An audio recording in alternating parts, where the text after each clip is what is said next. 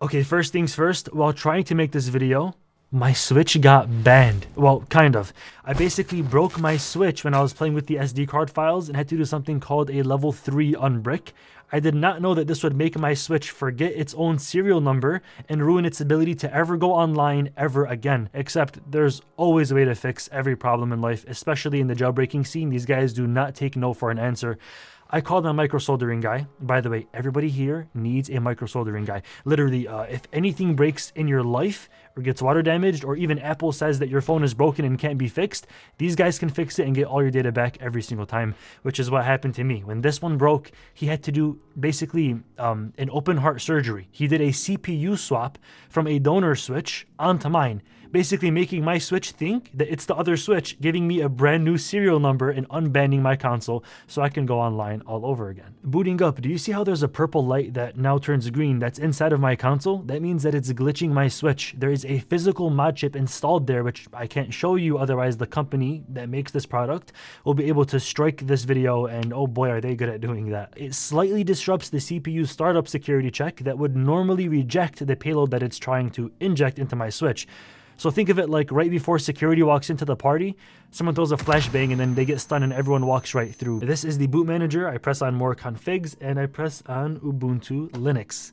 Your boy is gonna boot. Like, look at this, bro. I'm literally booting into Linux right now. Look how crazy that looks.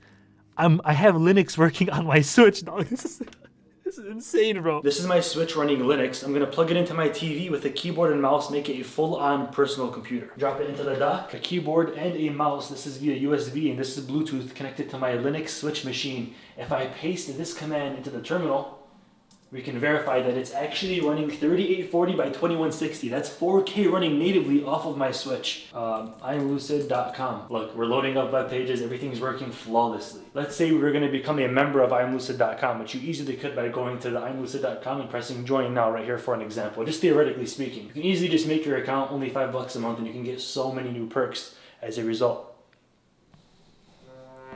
I tried to install Steam, had it on my home screen, but it would not open no matter what. There was like a missing library, and I think it's because this Switch is running a certain fork of Linux that's made for the Switch itself. A lot of things just would not open on this fork of Linux. Having this on your Switch is only a good option if you freaking love Linux, you're proficient in it, and you know how to bypass and tinker with this all day long. Besides that, I would not say it's worth it, especially when the keyboard pops up. It's extremely crammed. Now we're going to boot into Android. This is Android 11 Lineage OS, and look at that, bro. Look how freaking cute that looks. Oh my god. There we go. Your boy is running Android on his Switch right now. Swipe to that side. Ooh, we got all the, bro. We literally got Among Us on my Switch. So Android on the Switch fixes everything that this handheld is normally missing. Whenever I travel, I bring my Switch and my laptop, but now this is all I really need. I can use Google Documents, download movies and shows, and use any and all streaming apps that normally are not supported on the normal Switch software. The OLED screen really saves the day when it comes to watching anything. It's funny because like even Discord works on the Switch, and obviously there's no voice chat because there isn't a mic built into the Switch, but now that I think of it, you can probably plug in a mic via USB-C right here and it has to work. Even RuneScape worked on my Switch. I just find it funny that I literally played RuneScape on my Switch. You could also run emulators for other consoles on Android like Dolphin Emulator or even Yuzu if you want to emulate your Switch on your Switch, which would be kind of pointless. Now this is my favorite part about the Switch. It's called EMU MMC. This is the offline jailbreak mode, and when your Switch is in EMU MMC, there's almost no way to get banned. All communications with the creator of this device, I can't say their name obviously, is halted. You can customize every single part of this. And look how beautiful my boot logo is. Like, this is my logo, and I made it as my Switch boot logo. Like, look how, oh, it's so beautiful. There we go. And that's even my custom theme right there that I made, which is actually on the Themes store. If you want it, you can always click the link below or just type in iamLucid. These should show up. So fire. One of the biggest time savers is called shared saves. It's a huge reason to actually jailbreak your Switch. You can download somebody else's game progress onto your own console instantly. That means you can literally jump around from every part of Undertale, from Pacifist to Genocide to Versing Sands over and over again. You can instantly get full completion on so many games that require you to grind to unlock what you actually paid for, like the one very popular fighting game that we all know and love. I took this a step further and used an app called Moonlight to stream my computer to my Switch. So if you want to play any really powerful game while being far from your PC itself, this is a great option. The latency is super, super low. The Homebrew App Store has some really creative apps, like this one for an example, that allows you to connect any Bluetooth controller to your Switch that would normally, they wouldn't let you do that. You have to buy like a separate dongle. It's a really messy process. But with this one app, you can plug in like an Xbox or a PS4 and it's going to work perfectly fine. Now this app right here is called Tinfoil. It's basically where all the crazy shit goes down on your Switch. It's like a Cydia of a jailbroken iPhone, if you ever know what that is. You can theoretically do illegal stuff on here, like get games for free or apps for free, which you should never do because that's illegal. You can get game saves, which is what I use it for, hoping that's not illegal because that'd be pretty bad if I just admitted that outside publicly right now. The OLED Switch looks amazing with an OLED theme built in there. You can get this theme for free online right now. I did have to blur out all of the apps because if the company that makes this product also makes an app, then they would have the right to hit me with a copyright strike. So I will not be doing that, blurring everything. And yes, I'm not exaggerating, this is not a reach, but I had to put black electrical tape where the normal logo of the company that makes this product normally is, because if I show their logo in a video where I'm jailbreaking their product, they can take down my video. Another firmware that you could theoretically boot into is called sysMMC. Okay, I'm not gonna lie to you, I never pressed this button yet.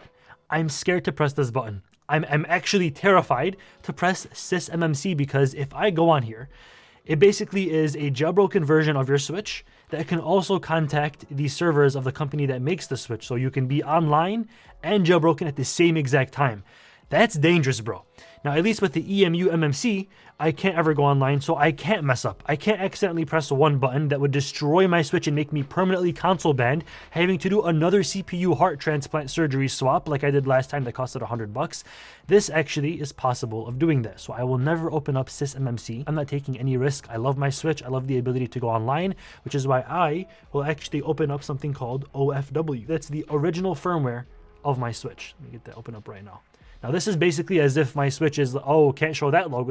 Nope, oh shit. There are no logos here, so I should be good to go. This is the original firmware. That means that I can access my regular, oh my god, I have to blur some more. This is my original firmware of my Switch. I can access the internet, access the shop, download games, purchase games, go online, play online versus other people that also have this console, and nothing theoretically should happen to me, and I should not get banned because there's no unsigned code running on this version of my Switch.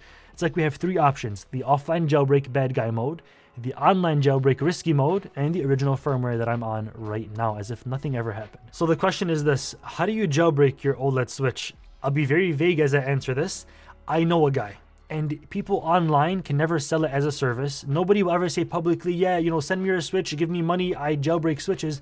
Nobody will say that because the company that owns the Switch or that made it will send them a cease and desist like they have done to other companies before. The question is, how much did I pay to get this Switch working? Well, right now, the going rate to purchase a mod chip and get it installed is like $130 to $150. But for my Switch in specific, having 2 mod chips installed, a CPU heart transplant surgery, and all of the above that I did to break this thing and fix it again and again, I spent over $650 just getting this thing to work. Plus the $350 that this costed initially. That's $1,000. I could have bought an Asus ROG Ally. That's extremely expensive, but that's how much it costed me. I will not give you further details. If you're watching this company that makes the device, hey, I'm being very vague. You cannot be mad at me. Don't take this video down, please. I've covered all my tracks, hopefully. If you're watching this, thank you for being here. We're so close to 1 million. Please subscribe. For the love of God, please get me to 1 million. I wanted it so bad since I was a kid, bro. Please give me 1 million subs. I love you. Stay dreaming. Stay lucid. I'm out. Peace.